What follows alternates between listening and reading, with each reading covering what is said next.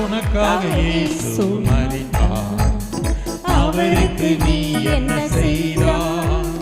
ரட்சிப்பின் மாத்திரத்தை எடுத்து இயேசுவுக்கு சாட்சியாய் வாழ்ந்திடு.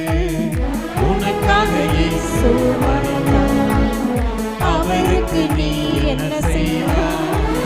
ரட்சிப்பின் மாத்திரத்தை எடுத்து இயேசுவுக்கு சாட்சியாய் வாழ்ந்திடு.